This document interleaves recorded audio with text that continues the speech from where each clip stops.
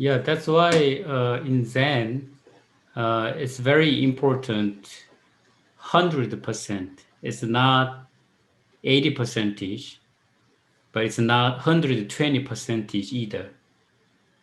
So our true self is very, very clear and very balanced. So if we see ourselves without adding or without taking away, then everything becomes very clear.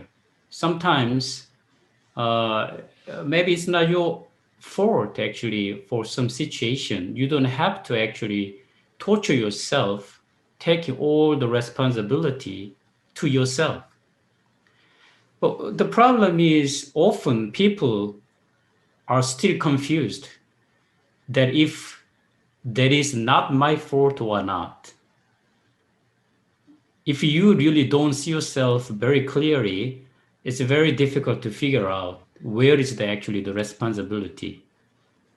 So when I talked about this before, that is generally for those who has this habit, who have the habit always try to put their finger to the others, just habitually. I meant actually for those kind of people, but of course, it's not. It doesn't have to be for everyone and always. It's Zen Master Te Guang. Maybe some of you know him, Zen Master Te Guang from America. He sometimes told us when he was a child, his mother used to say that never put your finger to others, because when you pointing your finger at others, see what three other fingers where they are pointing at. If you point the others, the three fingers are pointing yourself. That means it's very hard for us to see ourselves. So I mentioned before about that kind of situation.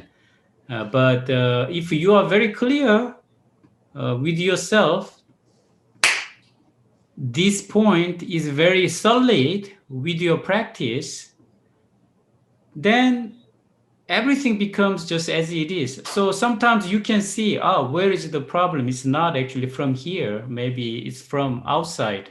Then you can just pointing it out. It's not just easy, probably.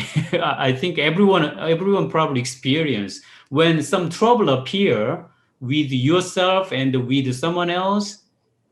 Who made this?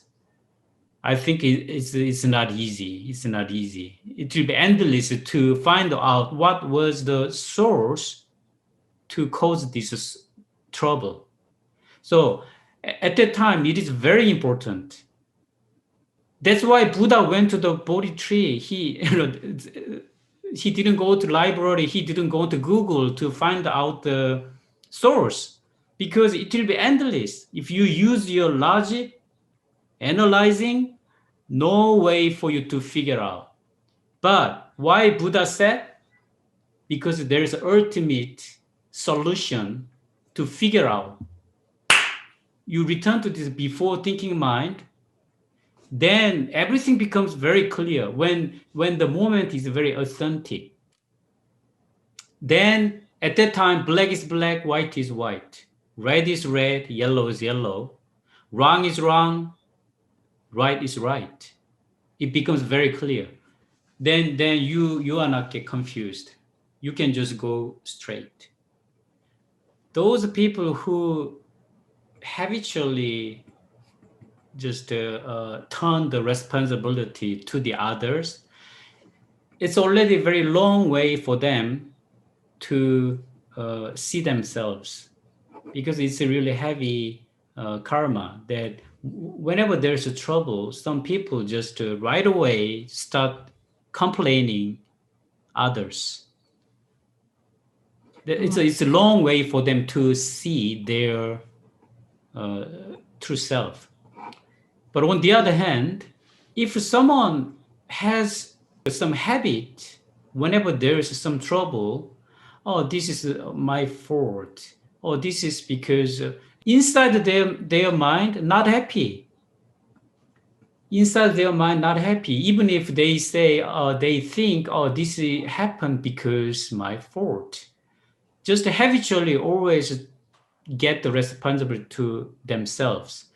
That is also a little problem.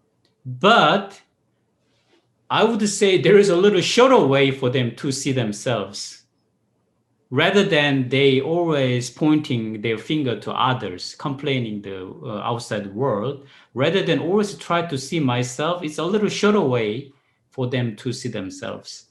But again, then our true nature is 100%. It's not 80 percentage. It's not 120 percentage. So you will have to find what this is.